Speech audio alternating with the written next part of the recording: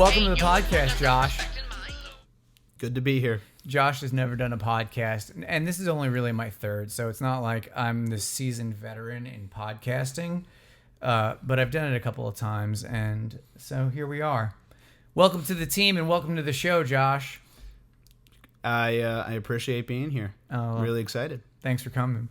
So, you and I met at Sarah Jiu-Jitsu. So, for anyone who doesn't know, I started doing Jiu-Jitsu like about March of last year, and probably like the second or third day we met there, you ruptured one of my discs in my neck. Still sorry about that. Yeah, well, shit happens. And then we were friends ever since. So we met at Jiu-Jitsu, and we started talking. Personal trainer, you had your CS. We'll get into this. I don't want to give away your whole story, but so we started talking about personal training and all that kind of stuff, training, wrestling, jiu-jitsu, like how you got to there. And after talking to you for a while, I realized like, okay, this guy's smart as hell. He's looking to like coach people. He wants to train people. He wants to do this full time. And so we started talking about you coming here, and now here you are. So, thanks for coming. I guess for me, it's been a little bit of a longer journey here than I wanted to. I wanted to be over here a lot faster than I ended up, but now I'm here and super stoked to be here. I see a lot of learning that I've done already, ton more than anywhere else I've ever been. Big box gyms and stuff like that, kind of thrown to the sharks, and programming is a little bit lax out there, so it's good to be in a place that's actually really thinking about people's health. Yeah. So you got started in training and athletics from being an athlete basically your whole life, right? Basically. So your background, so let's just kind of go through it. You started when? Either athletics or actual strength and conditioning? Overall, this is the spiel I give everyone. It takes probably about 30 seconds. Second grade, karate. We formed a fight team and did a little bit of a mixed martial art kind of thing. Stopped karate in 6th grade, 7th grade, because doing that alongside of wrestling was tough. From wrestling, went into track, field, cross country, some of the good cardio stuff. Was captain of all 3 teams. Club stuff in college, so nothing that's going to take away from academic time. And through college bio, I found my way into strength and conditioning specialization because I was honestly going to become a veterinarian, and I think that my desire to be a veterinarian was more of a desire to be like my father, and I kind of came to that realization when I realized I've been doing this for 10 years, and I'm growing to not like this job, and it's not anything about you were working in your dad's a veterinarian. He owns his own practice, so you were working for him. And I was enjoying the environment of people more than I was the actual physical daily job. Mm-hmm. So I figured I shouldn't be in a job just for the people around me. Mm-hmm. Yes, that's what you want to be there for. But if I was only in a job for the people around me, I would be at one of the previous gyms. Mm-hmm. I really want to be doing something that I believe in, and that would be getting into this field and working my own way in life, kind of not just following in footsteps, being the same type of man as someone I really appreciate, right, value-wise, but not the actual. I don't need to be a carbon copy. Right. Yeah. So you want to exercise the values that your father instilled in you without having to do the career that he chose. And obviously I think that's probably that's a very healthy way to look at things and understand that like your values are like it's a value driven decision that like this is something that you want to do, something that you feel like you're going to connect with people more, connect with the work more. Oh yeah. And similarly, that's basically how I got into this, was like realizing like I was driving a truck working for Pepsi, and like I could have probably made some kind of offer to buy my uncle's route, or I could have opened a gym and, decided to open the gym. And then obviously here we are. So you mentioned you went to school for biology. So you have a bachelor's degree in biology. And what made you decide? I guess initially the decision to go to biology was considering going to veterinarian school. Definitely was a consideration for veterinarian school. I would have definitely considered doctor of osteopathy or other stuff in that realm, but I was watching the health of my friends going into the medical field because I was considering going into the human health rather than veterinary health much earlier than I considered going into the strength and conditioning route. But I saw a combination of things. The way that we treat people after they're already sick, combined with the doctors who are actually treating people not being close to healthy at all, I figured that there was definitely a problem with the current system, and approaching it from the preventative standard is a significantly higher, more ethical way of doing things, and it's something that's clear, like sorely missed out on in our population. In the amount of struggle that we have with that is definitely because it's something that's been lapsed in the system. I think that's exactly the place that we're trying to come from, is that like be that bridge from like sickness to wellness, where we're looking to be the healthcare provider that fills the gap between like an injury and activity, and whether that be obesity and needing to lose significant weight for heart and for your body's health, or having just gotten injured and needing to get back to doing something. What does the process look like? And as we grow as a business and as we've kind of grown in our messaging, our goal is to get people either back to health or to health in the first place. And that's obviously like a big undertaking. And most people are going to go to, the 1st of January, right? It's like everyone, New Year's resolutions, like, and I've seen them work, so I don't knock them. But the people who are showing up for a New Year's resolution at 24 Hour Fitness or at LA Fitness, they're paying their membership, they're walking in the door, and they're looking around the place going like, okay, now what? And what we do is we're the now what? We're the ones who take people from I don't know what I'm doing to being highly educated in their own fitness. We try to teach nutrition, at least some base level nutrition, to everyone that we talk to. We try, and then obviously teach them how to move, teach them how to train, and then try to instill the stuff that needs to happen outside of the gym as far as recovery and sleep and breathing practices and meditation. So what do you find to be, if you had to pick one thing that could be, what do you find is the highest priority for a beginner? Learning. And this was one of the big issues. I'm going to bring it back around to, you said your goal was educating people when they come in, because that is a big struggle. My approach when I began circled around that. I was super big on data and super big on information and pulling up muscle diagrams with people who were interested in it. One of my first clients was an auditor who asked a ton of questions, and through her asking so many questions, I learned a couple things, and also it made me go to every single client when I first meet them, ask me questions. If I don't know it, I will tell you.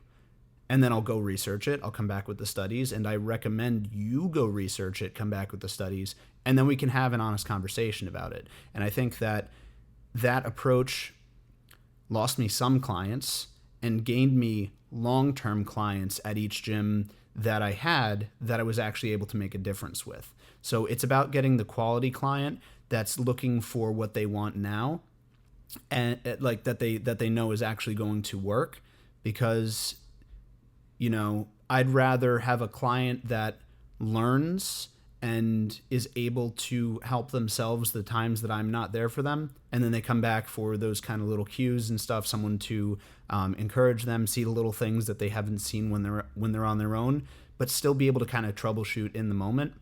And I've come over here and I've seen that's a big part of your approach. And definitely the structure of how we're going to be moving forward with the classes lends itself towards that. So I think that that's very interesting and something I'm looking forward to being part of. Yeah. So as Coalesce grows, I'm looking more at what is it like? What is all the information necessary as we start to move more towards the individual design stuff and really getting into more personal training and being like, okay, like what's really missing from any single person, what as an individual that's stopping them from their goal, whether the goal is weight loss or getting back to playing basketball or training in martial arts or whatever the thing is, or just knowing that like when September or like November, December rolls around, there's a huge snowstorm, that shoveling themselves out of their house isn't going to leave them laid up in bed for a week. Like that's the kind of impact that we want to have. Like I want to change the way that people feel about their bodies and the way that they feel in space, like, you know, like understanding how to move and understanding how to lift things and move them and turn with them.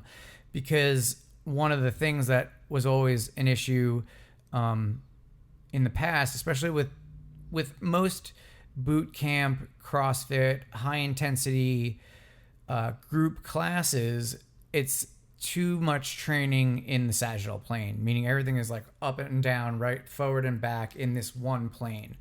And life happens in the frontal plane and the transverse plane. Obviously, walking and we do a lot of stuff in the sagittal plane, which for anyone who's listening and doesn't know what we're talking about forward and backward, basically up and down, and not side to side or across your body. So most things happen in the real world across your body with some rotation, and then in the real world, you're not going side to side very much. But part of what seems to happen in most people's training, when we're doing too much sagittal plane, and this happens in a lot of group classes, you end up getting overtraining. You're overtraining movement patterns, and you're undertraining those other planes of motion, which are like stabilization muscles. It's all the supporting muscles of like all the prime movers and stuff. And it's what we do in sport. It's throwing, it's pitching, it's suplexing, it's raking, it's shoveling, and trying to teach people how to move in the real world. And one of the things that CrossFit always talked about a lot was that functional movements are the things that make you better in your day-to-day life. And that's why you should be able to deadlift. But in the real world, you're not grabbing a barbell. Like there's no perfect setup to get a bag of dog food off the floor. And being able to get down to it and into a low position, or being able to bend at the hip and be able to take a knee and pick that up, is very different than a deadlift on a barbell or even a kettlebell. So when we're starting to talk more about this like side to side, cross the body, rotational, anti-rotational stuff, that stuff's different for every person. So you were just talking about problem solving on the go. So we're looking at like, okay, like what are the things that are preventing a person from doing a pull-up, from doing a push-up, from doing whatever, from playing basketball, from getting out and going for a hike. What do you think is, so yeah, actually we didn't even touch upon this. So your certification is a CSCS, which is a Certified Strength and Conditioning Coach, right? Specialist, yeah. Specialist. So Certified Strength and Conditioning Specialist. So, which is required to have a bachelor's degree to get that. And it's a pretty tough course that you got to pass and pretty tough test. So could you tell us a little bit about your background in the CSCS and why you decided to do that? So that one very specifically deals with sport performance. So one of the assumptions going into any of the training based from the textbook would be that we're getting a fully healthy athlete. Mm-hmm. So the biggest thing that I've had to learn on the fly, on my own time, and I've bought, I don't know the number, but multiple, probably 5 or 6 extra reading textbooks, and one of them actually I'm getting into now has continuing education, exam that I can take at the end. So I'm a little bit excited about that one. But to get this sort of recovery and general population work done, because although I love dealing with athletes, I've realized that the people who really need it aren't athletes. So I've taken I have good workouts for athletes and tried to treat general population as athletes while also still addressing their issues. Right. So rather than saying I'm training this pitcher to throw a ball, this lady has a, knee surgery coming up. I'm training her to have all the muscle that she can get before the knee surgery so that her performance, her pitching, is getting up the stairs within 1 week of being out of that surgery. Ideally, the specific person I'm thinking of needed help getting up the stairs in general, being the conditioning she was in. So we got her up to that point, and then very quickly again she was able to come back after that. And now she's doing her own training. She actually had become a regular at one of my previous big box gym types of places. So it was quite interesting to see how happy she became after seeing the performance benefit. So I feel like treating people like athletes, we don't just do daily life. It's called performing your tasks. You got to go out and perform. We're all athletes. It just depends upon the spectrum that you're at. So we'll have the capacity for it, right? Exactly. Normally, for people who have the abilities to stand and whatever, you can train a person, you can do things to improve a person's athletic ability, and the way that you progress exercises for an athlete is the same way that you're progressing exercise for corrective action. You're just doing it for the more specific joint as opposed to like a broader, more explosive long-term strength program. It's still the same type of progressions that go. You're just meeting the person where they're at and saying, okay, here's your next step. Yep. Here's your next step. Here's your next step. That was exactly the approach I started taking. And then I did have a couple athletes, which was very nice for me because I was dealing primarily with coordination of, jump quality for basketball or, pitching rehab and performance. That was wonderful and great to deal with healthy young men who were going into sports, and hopefully young women as well, but that was specifically my experience with a couple of younger guys. But definitely have had a lot of good experiences with everybody, and that was where I felt the people who need it are the daily life. I need to be able to sit up straight in my chair. Yeah. I need to feel my back feel a little bit better. Be able to stand up out of the chair and their back not be killing them for the rest of the day. Exactly. Because even I'm pretty mobile, but sitting down for 30 minutes, an hour, and then standing up doesn't usually feel good. I'll shake out my hips a little bit. I'm good to go. But for someone who isn't very mobile and does lack a lot of strength in their hips and their legs, those long sitting car rides and being at the office and being at a desk, incapacitated, it's detrimental to their movement, to their health. And I always look at my grandmother was basically bedridden for the last 15 years of her life, and part of it was autoimmune disease, part of it was there was a lot that happened, but I don't know if any of that was avoidable, but my goal in my life and for my clients is to keep them independent for as long as possible. And that means you need to be able to get up and down from your bed, from a toilet, up and down stairs, and quality of life. Like for people who are in their 60s, 70s, 80s, they still are traveling. They're in their 50s. They're playing with their grandkids. They have their own kids still. They're doing things. And my dad can still kick my butt at jiu-jitsu. Yeah, he's crazy. Yeah, he's very good. He can do 10-second pull-ups.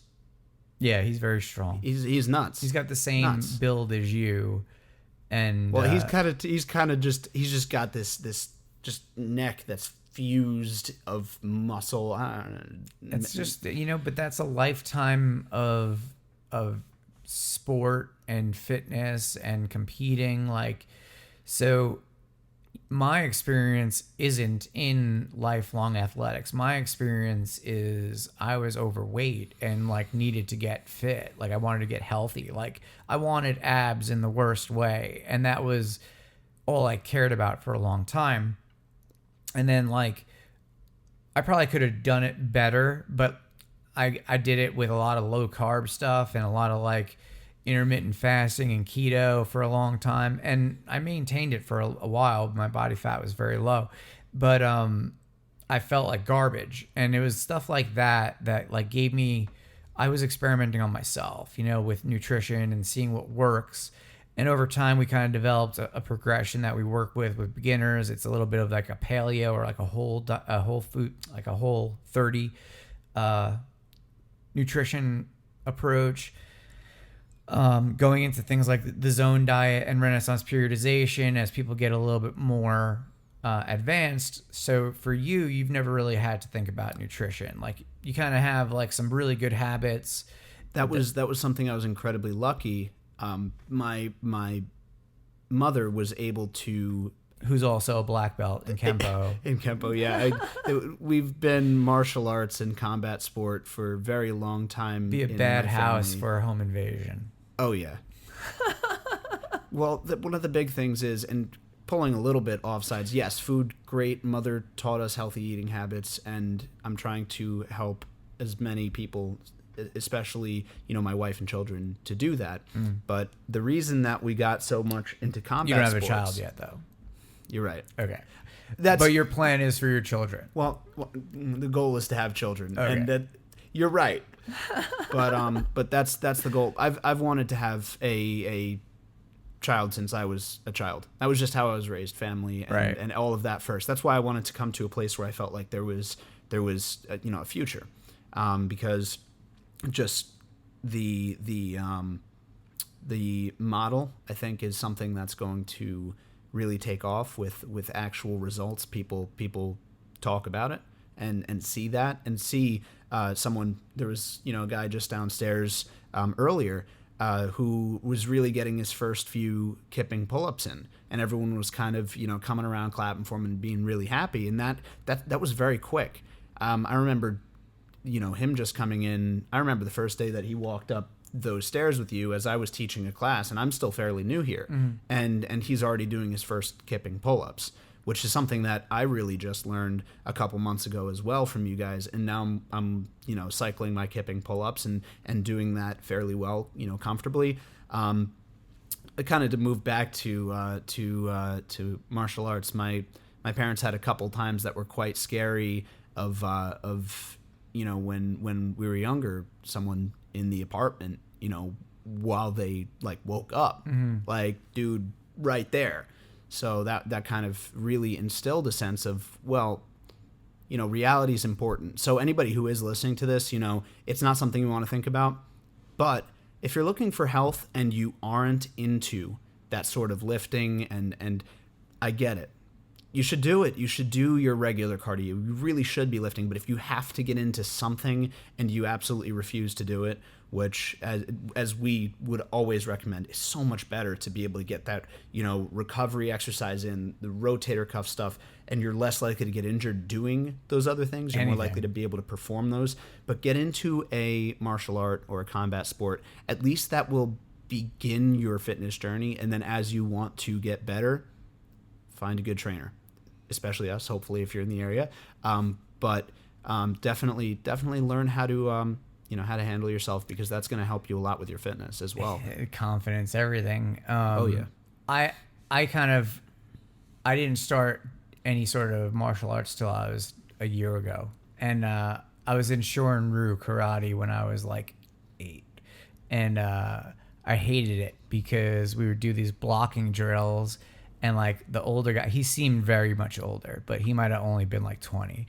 But like I thought in my head, this dude like had like a beard and shit, and He was a man. yeah, he was definitely more of a man than I was, and like we would do this like blocking thing. It was like yeah, like Yeah. you know, like down, up, down kind of thing, like inside, outside, outside.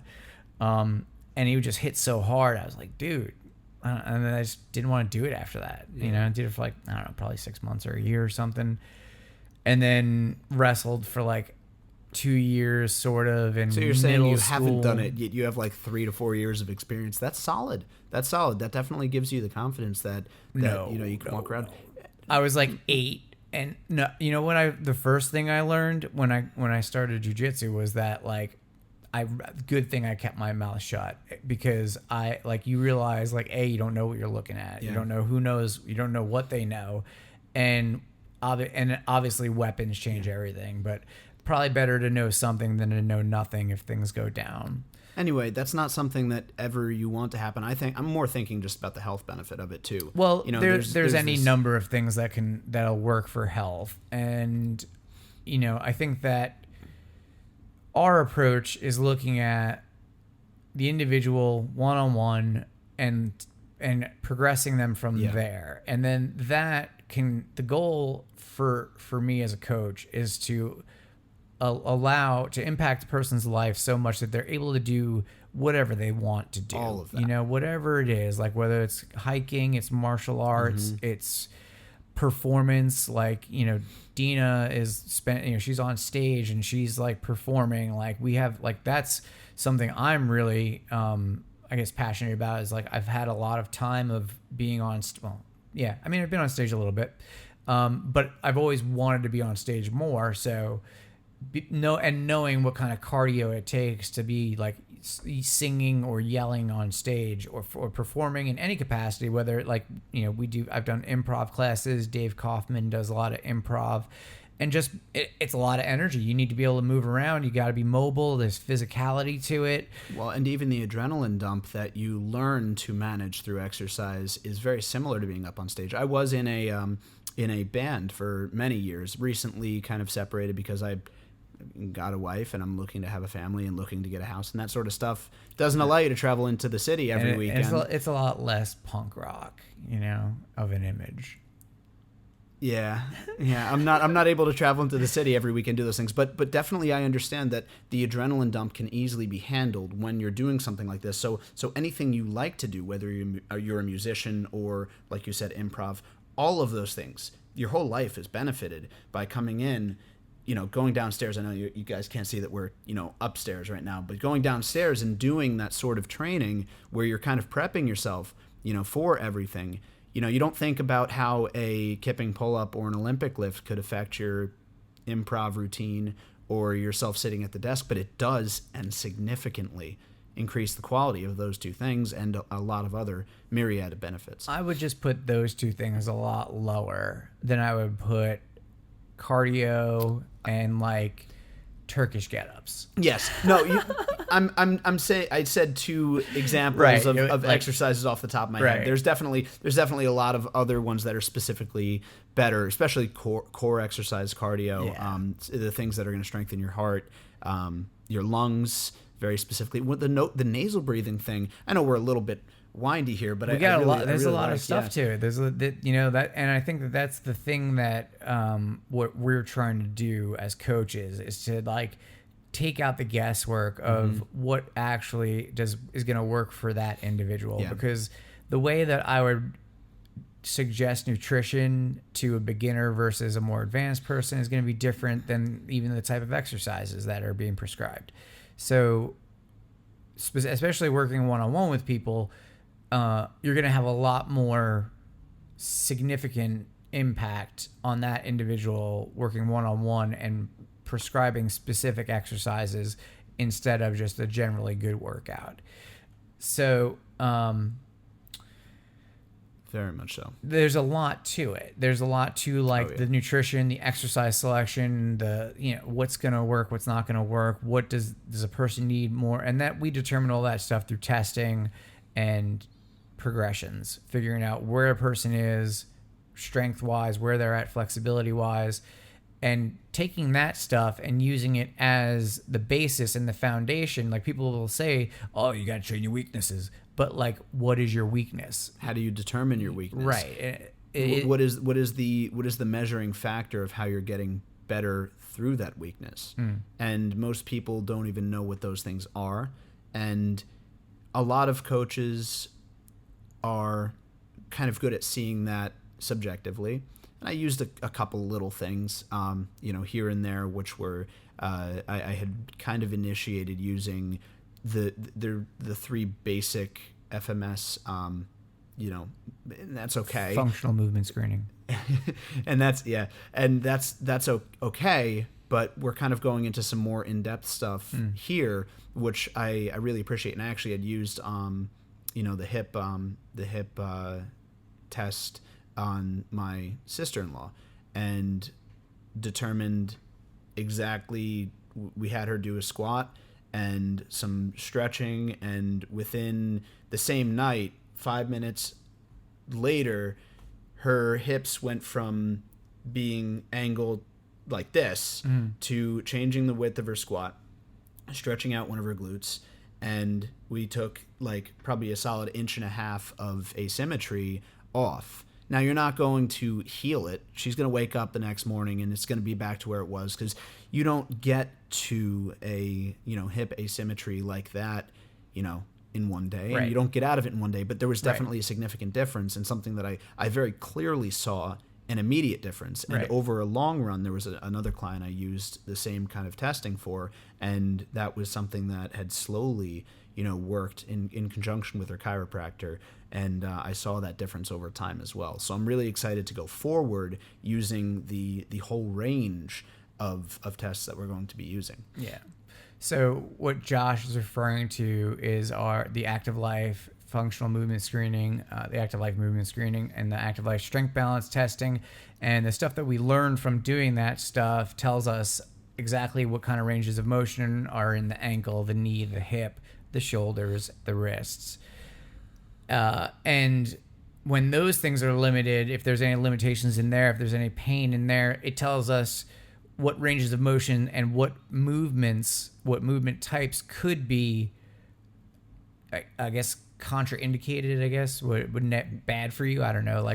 So the kind of movements that may need to be modified for some time or approached, they need to be addressed. Like those are the weaknesses that we're talking about, those ranges of motion.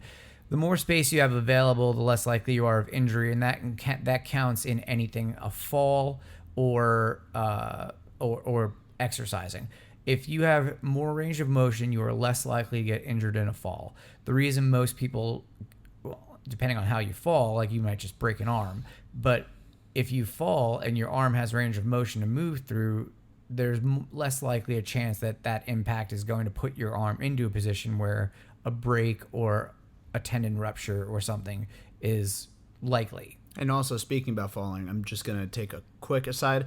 Look up a back slap out. I don't know the name in jiu-jitsu for it, but that has helped a couple people I know fall safely, especially older. It's a very, very good move on how to prevent hitting your head and prevent breaking your arm, because turning and trying to block yourself with your arm when typically you have more brittle bones at the age people will be having a fall like that is big, and practicing that when you're young as well will significantly help you.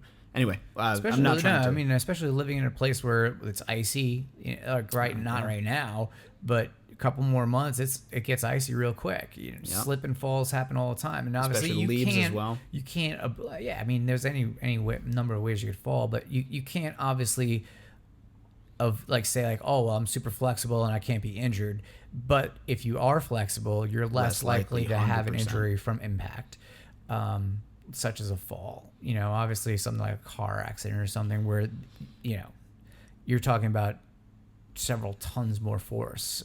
Even still, it's significantly, and also, and if there are injuries, you're going to recover faster. Yes. The upside of being strong and having good conditioning is, I think it's, there's a strength coach. I forgot what his name was. It was very famously saying that strong people are harder to kill and more useful in general. So I think it was Mark Rippertoe, but I think it was Mark Rippertoe who said it. But very, very, it's almost like a little bit like cheeky, but very true. You know, like they're harder to kill, like both by the universe and by another human. Just being fit and knowing a little bit about self-defense, like we're harder to kill. Like for sure, I am from when I started jiu-jitsu, and or just being able to get away. You know, like that's the biggest part. If someone's coming after me, I can run. You know, I don't need to stick around. That's the biggest thing. My first martial arts teacher told us was, you know, what's the best way to win a fight? Get away. Not get into one. Yeah, get away. Unless you have someone else to protect or you're cornered. Those are the two things. Those are the two reasons. Everything else, I know I've gotten out of so many situations where guys, you know, who are less, you know, mentally, you know, aware of what actually getting into a fight is. Right. You know, would have gotten into it. I'm just like, it's not worth it. Just walk away, run away. I know that there was one time I was in Chicago late at night, kind of got two guys coming up dark, empty street, ran, got into a McDonald's, ordered a chicken sandwich so I could stay there, and just kind of hung out until an Uber came because I knew that being around people, tactics, just stay away from danger. Yeah. In general, coming back into being flexible and you know, staying away from danger in the long run, we want to be able to not just increase the length of our life, but the quality years. That's what the goal of this end of medicine is, because we've increased how long we live over the past 100 years, but those years after, you know, 70, 75, what are those years? You said 15 years for your grandmother, and I'm sorry that, first of all, that she's gone. Second of all, that those years were like that. Yeah. And that especially may have been the last couple. My grandfather's going through the same thing, and the only reason he's still here, they gave him a 2-year diagnosis 11 years ago. And the only reason he's here is because he's doing absolutely everything. He's got every doctor. He's got TENS units and vocal practice and exercise and sauna and massage chairs. And I go over there and I use the gun, you know, on him, the what's Theragun. Called the Theragun. That's it. It's not the Theragun. His is whatever else one, but same deal. Theragun, same stuff. So, you know, all of those things, I truly believe all of those things are what's extended his condition out this far, and it's definitely a significantly higher quality because this condition is unavoidable. Right. So it's not, this condition could not, he's been active his whole life, could not be impacted by that as a diagnosis point. But the length of time and the quality of time he's had since then is incredible. He got diagnosed with this before I was a freshman in high school. Now here he is. He went to my wedding. He went to my reception. He was able to talk to me through some hard points, especially in the transfer into this new career, because that's scary. That's scary, taking a 10-year thought process of your thinking you're going into one career and switching to another. And I actually went over and I was able to talk with him. And a lot of people with this condition can't even speak. Now he's having a tough time with it. It's tough, you know, but I can have that time, right? Which is really nice. And that's all coming back around to the holistic health. You know, he's always been on the preventative end of it, way ahead of his time. Right. You know, he called this out in the 70s, doing exercises with my father and stuff where even if my father wasn't in athletics in high school, at home he would have been getting some of it. So that's really big. And in how I've seen in 2 generations, I'm so lucky. And now I want to take this so much more direct to other people, not just my family and hopefully, like you said, hopefully my future family. You know, but definitely take that out into the world, the learning given to me from my grandfather and my father. We were just talking right before about being able to run, you know, being able to get away. And I think that's like an undervalued aspect. People don't think about a flash flood coming, or like, mean, you know, obviously, like, we live on an island, who knows, like, if sea level rises a couple feet, like, but, you know, we should at this point expect the unexpected. And we're not that far away from a zombie apocalypse, like if it happened, I wouldn't be like, oh, how did this happen? Okay, speaking weirdly, the government literally just had a hearing on the fact that there are UFOs that we don't understand at all what the heck is happening in the sky. And everyone just went like, huh. So like, yeah, if there was something that was a massive problem and we needed to protect ourselves, I want to be the person that person could go and say, wow, I'm glad I went to Josh. I'm glad I went to Jeremy. I'm glad I went to these classes or these trainings.